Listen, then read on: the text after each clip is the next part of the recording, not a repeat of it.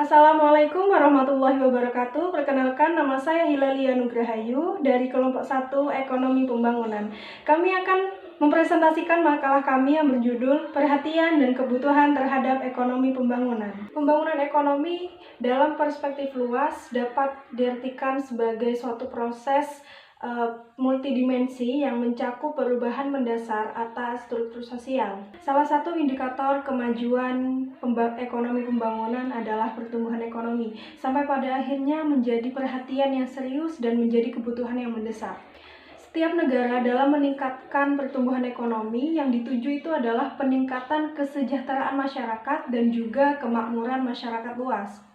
Adapun perhatian-perhatian yang perlu diberikan agar dapat mendorong aspek-aspek pembangunan ekonomi, terutama pada negara yang belum maju. Dilihat dari segi pembangunan, contohnya negara berkembang ingin mengejar suatu ketertinggalan dan juga negara maju yang ingin membantu negara berkembang agar dapat terjalin hubungan baik dalam perekonomian. Kemudian kebutuhan terhadap ekonomi pembangunan.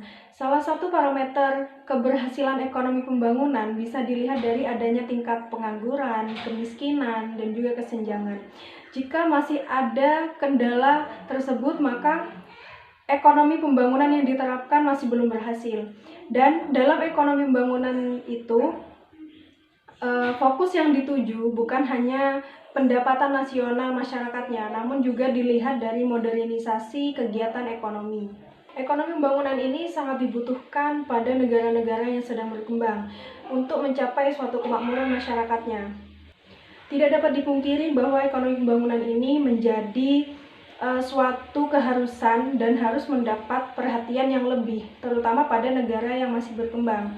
Untuk itu, ekonomi pembangunan ini harus dipelajari secara mendalam agar nantinya kita dapat menemukan solusi-solusi, kebijakan-kebijakan yang dapat membantu persoalan ekonomi pembangunan. Adapun faktor-faktor yang mendasari suatu negara menjadi pengaruh keberhasilan dalam pembangunan. Faktor yang pertama adalah sumber daya alam. Sumber daya alam atau kekayaan alam ini memiliki peran penting dalam perekonomian suatu negara. Apabila sumber daya alam ini tidak ada, maka pembangunan itu tidak akan dapat terjadi dan tidak akan dapat dilakukan. Di sini telah kita ketahui bahwa sumber daya alam itu terbagi menjadi dua, hayati dan non-hayati. Sumber daya alam ini juga berperan sebagai bahan dasar dan bahan pemasok untuk dilakukan proses produksi yang akan dilakukan. Yang kedua adalah sumber daya manusia. Manusia di sini berperan sebagai pengolah sumber daya awal atau bahan mentah menjadi bahan setengah jadi, kemudian menjadi bahan jadi, sehingga siap dimanfaatkan. Dan di sini dibutuhkan manusia yang memiliki kompetensi dan keseriusan dalam melakukan kegiatan dan tugasnya.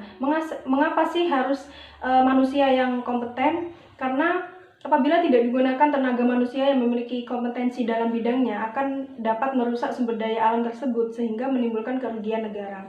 Oleh karena itu dibutuhkan manusia yang memiliki kompetensi agar dapat memanfaatkan sumber daya alam sesuai dengan kebutuhan pembangunan ekonomi.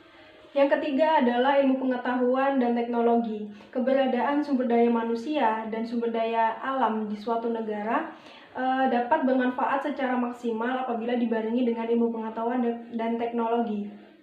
Ilmu pengetahuan dan teknologi ini dua unsur yang berbeda, namun menjadi satu kesatuan yang diperlukan dalam pembangunan ekonomi. Karena ilmu pengetahuan dan teknologi ini dapat membantu manusia untuk mengolah sumber daya alam sehingga dapat dimanfaatkan secara baik. Yang keempat, sosial budaya masyarakat. Sosial budaya ini bisa menjadi pendorong atau penghambat kemajuan perekonomian. Apabila suatu negara memiliki budaya cekatan dan rajin, maka dapat menjadi pendorong kemajuan pembangunan ekonomi. Dan apabila masing-masing individu memiliki jiwa kerja yang kuat, maka mereka lebih mudah untuk berkolaborasi dalam upaya pembangunan. Jelas ini sangat mempengaruhi hasil dari kondisi ekonomi nantinya. Yang kelima, keadaan politik negara.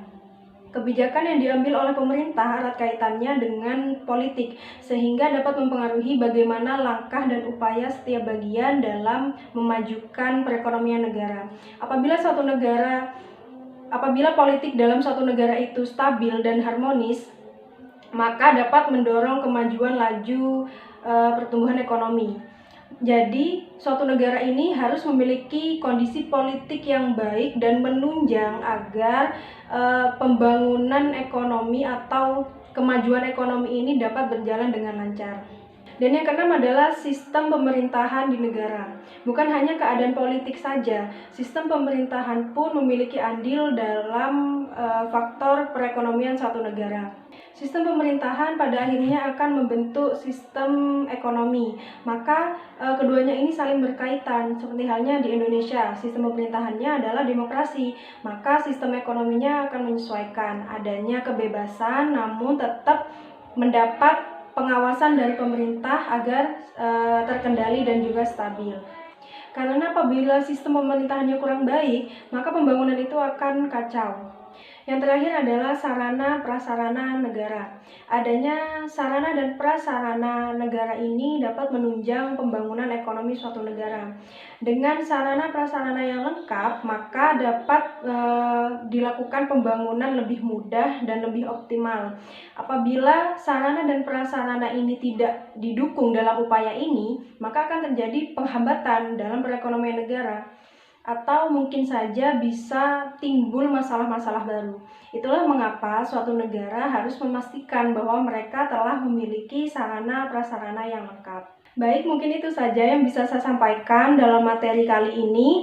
Apabila ada salah kata dalam penyampaian, saya mohon maaf yang sebesar-besarnya. Dan apabila ada kekurangan dalam penyampaian materi, mohon ditambahkan dengan cara tinggalkan pesan dalam kolom komentar. Terima kasih. Wassalamualaikum warahmatullahi wabarakatuh.